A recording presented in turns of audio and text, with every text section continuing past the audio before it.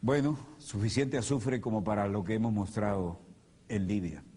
Y cuando repartió riquezas con todo aquello que le acusaban y fue recibido oficialmente otra vez en la comunidad internacional, el desaparecido coronel Gaddafi dijo un discurso que tal vez generó las consecuencias que ahora ha sufrido. Dijo demasiadas cosas que no estaban tampoco acostumbrados a oír ahí.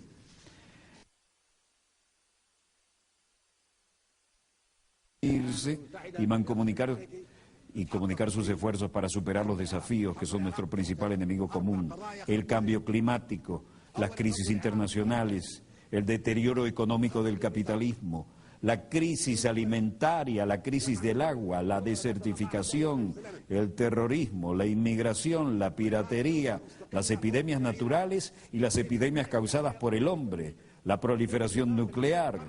Tal vez la gripe H1N1 fue un virus creado en un laboratorio que quedó fuera de control y que originalmente se había concebido como un arma militar.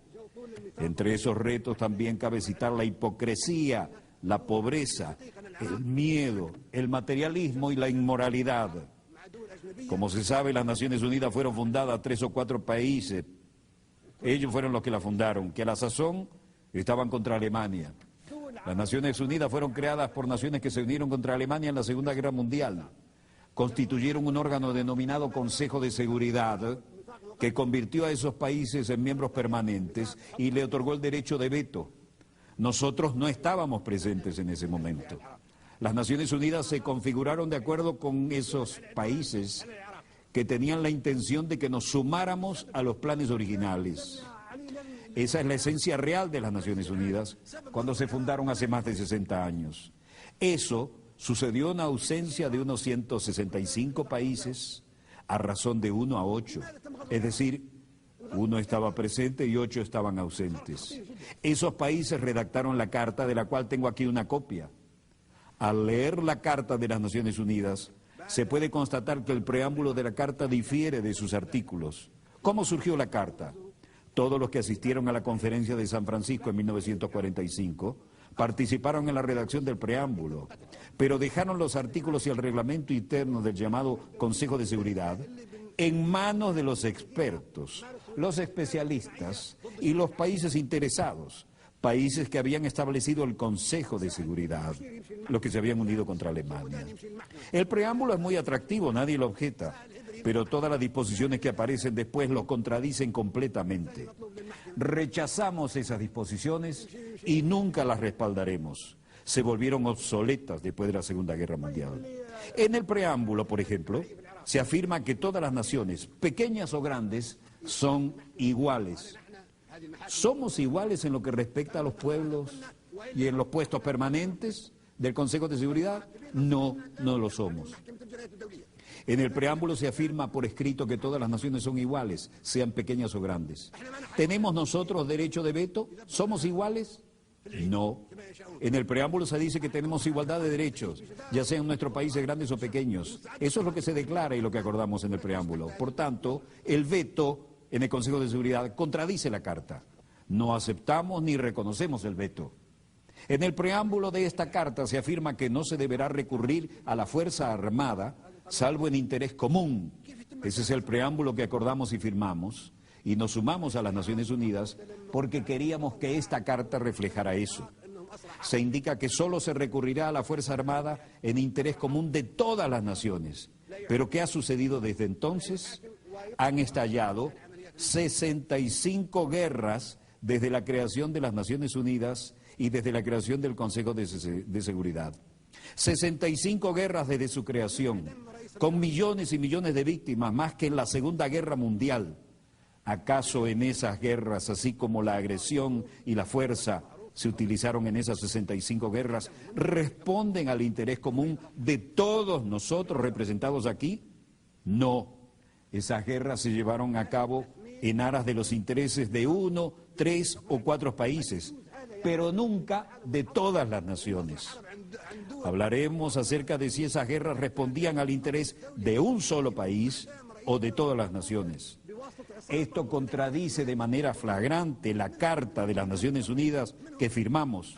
y a menos que actuemos de conformidad con esta Carta de las Naciones Unidas que acordamos, lo rechazaremos y no temeremos hablar con nadie en términos que no sean diplomáticos. Ahora hablamos del futuro de las Naciones Unidas. No debe haber hipocresía ni diplomacia, porque se trata de la cuestión importante y vital del futuro del mundo, del planeta. La hipocresía dio lugar a estas 65 guerras que han estallado desde la creación de las Naciones Unidas. Si un país, Libia, por ejemplo, agrediera a Francia, entonces la organización entera respondería porque Francia es un Estado miembro soberano de las Naciones Unidas y todos compartimos la responsabilidad colectiva de proteger la soberanía de todas las naciones. Sin embargo, se han emprendido 65 guerras de agresión sin que las Naciones Unidas hayan hecho algo por impedirlas. Otras 8 grandes guerras violentas cuyas víctimas suman unos 2 millones de personas han sido emprendidas por Estados miembros que disfrutan de los poderes de veto en el Consejo de Seguridad. Esos países que pretenden que creamos que tratan de mantener la soberanía e independencia de los pueblos, utilizan en realidad la agresión contra los pueblos. Ingresamos a las Naciones Unidas porque pensamos que éramos iguales, solo para comprobar que un país puede objetar todas las decisiones que adoptemos todos en la Asamblea General. ¿Quién le dio a los Estados miembros permanentes del Consejo de Seguridad esa condición? 4 de ellos se concedieron esa condición ellos mismos.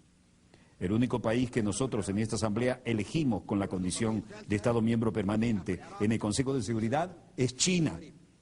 Ello se hizo democráticamente, pero los demás puestos nos los impusieron de manera no democrática a través de un procedimiento dictatorial llevado a cabo en contra de nuestra voluntad y no debemos aceptarlo. La reforma del Consejo de Seguridad que necesitamos no es la de un aumento del número de miembros, lo que solo empeoraría las cosas para utilizar la expresión común. Sencillamente perpetuaría la proliferación de la superpotencia. Por consiguiente, rechazamos que se aumente el número de puestos permanentes. La solución no es contar con más puestos permanentes, lo que sería muy peligroso. Aumentar las superpotencias aplastaría a los demás pueblos de los países pequeños, vulnerables y del tercer mundo, que se están agrupando en lo que denominamos el grupo de los 100. 100 países pequeños que se unen en un foro que un miembro ha denominado el Foro de los Países Pequeños. Eso es parte de lo que dijo. Tal vez al volver a ser parte de la comunidad internacional, ese discurso ya marcaba su independencia absoluta y tal vez fue algo que marcó su futuro magnicidio.